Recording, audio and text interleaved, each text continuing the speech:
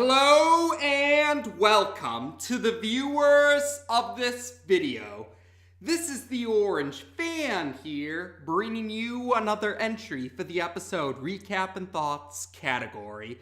This video will be dedicated to the Funimation dub of episode 48 of Dragonball Super. We begin this episode where we last left off. Future Trunks is face to face with the villain that he calls Black, who is revealed to be an evil Goku of some kind. Future Trunks notices that Capsule Corporation is still intact for the most part, or mostly intact still, and he figures that Black probably doesn't know about the time machine, so he has to think of a plan to distract Black long enough so he can get inside Capsule Corporation and activate the time machine.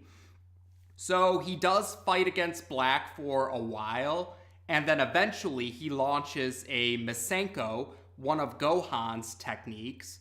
And after the dust settles, after the Masenko has been launched, Black notices that Future Trunks is not visible anymore. And Future Trunks took that chance to sneak into Capsule Corporation. And he does succeed in activating the time machine. And just in the nick of time, because Black launches his own variation of the Kamehameha at the time machine, but it makes it before it hits. And Black is actually quite surprised that he can no longer sense Future Trunks' energy signature. So back in the main timeline, we find out that Trunks is actually homeschooled because there's a teacher at Capsule Corporation that's doing what else but teaching. And Trunks isn't the only student. The Pilaf trio are also students under this particular teacher. After Pilaf gives a very unusually long and complicated answer regarding solving math problems, they eventually take a lunch break. But it's then, during their lunch break, that's when the time machine arrives, and Future Trunks is knocked out now, or he's unconscious at this point in time now. When they go to get Bulma to check it out, Bulma recognizes the time machine and pieces together that Future Trunks is in there. And after they get him out of the time machine and have him rest in a patio, or a gazebo, that's it. He's resting in a gazebo right now. So Bulma rushes off to get a hold of Vegeta by finding the communicator that Whis gave her, since she knows that Vegeta went off to Beerus's planet to train. So she finds the communicator and she contacts Whis to see if Vegeta is still around. And she's relieved to see that Goku is already there with Vegeta right now. And she tells the two that they need to make it back. She even shows them Future Trunks through the communicator. And they need to figure out what he's doing back in their timeline. Though Goku needs an energy signature to lock onto in order to use his instant transmission to get back to Earth. So present Trunks raises his power level as high as he can, and Goku is able to lock on to the energy signature. So Vegeta, of course, Vegeta's gonna come along too, and Beerus and Whis decide to tag along to see what's going on, since Beerus is like, "This is turning out to be quite interesting, Whis. Why don't we go see what's up?" So they all arrive thanks to Goku's instant transmission, and then Goku uses instant transmission again to reach Korin's tower, where he gets some Senzu Beans after having a little chat with Korin and Yajirobe, who are trying to play Limbo. So Goku returns to Capsule Corporation. Oh, and the teacher decides that she needs to take a week off because of all the weirdness she's seen, and the Pilaf trio describe it as the normal person reaction to all this weirdness. Vegeta's response to her taking a break is wimp. So yeah, Goku's back, and he gets one of the Senzu Beans, and they give one of those Senzu Beans to Future Trunks. Upon regaining consciousness, Future Trunks mistakes Goku for Black thanks to post-traumatic stress disorder, and he proceeds to attack Goku, and that's how we end the episode.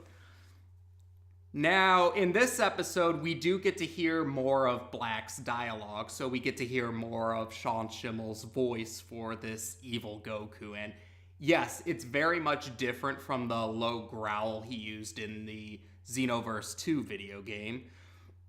In fact, probably the best way to describe it, at least the way I can think to describe it, is sort of a kind of just like the regular Goku voice, except with a more harsh tone, or maybe sinister, but yeah, definitely not friendly to say the least. And according to some recent interviews, it seems like the second voice for Black is going to show up at some point in time. Again, I hesitate to say too much else for the sake of those who manage to not know what they're getting into. Like, if you're watching the dub and you don't know what's coming ahead, you didn't see the sub, you didn't play the video games, or you just didn't read up on it, this is your first exposure, you're going in blind as you watch the dub, yeah, I'll refrain from saying anything else about that. And once again, I strongly request that others not give away any surprises in the future for those who are going in blind watching the dub. Let them find out their own way.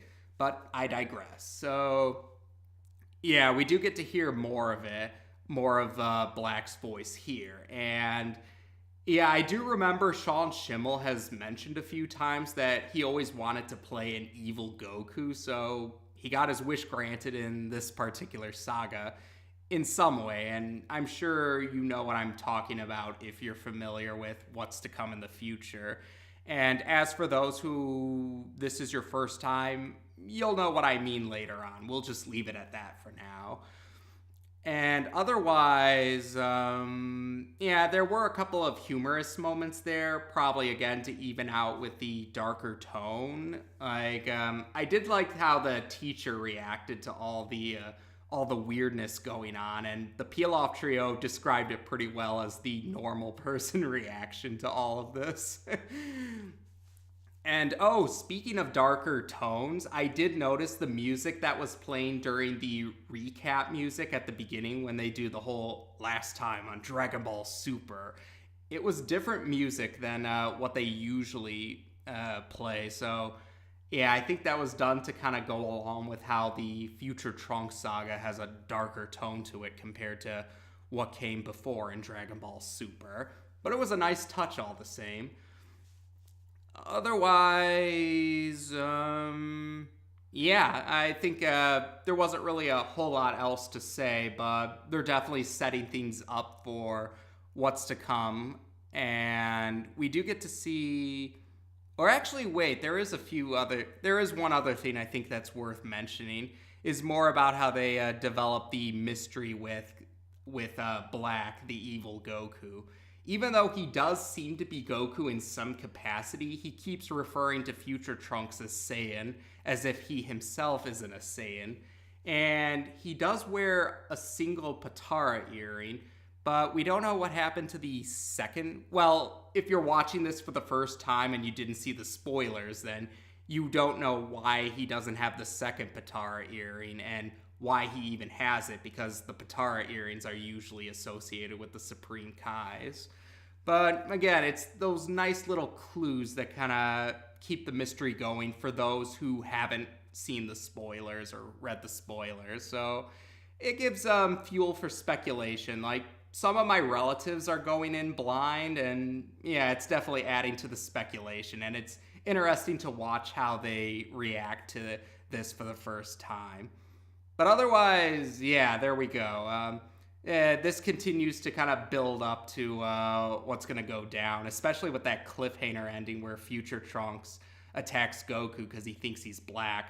Plus, that he thinks that Goku is still dead because of what happened in the Cell Saga. So, there you go. I enjoyed this episode, and I'm looking forward to watching more of how Funimation dubs this saga. Take care, and until next time.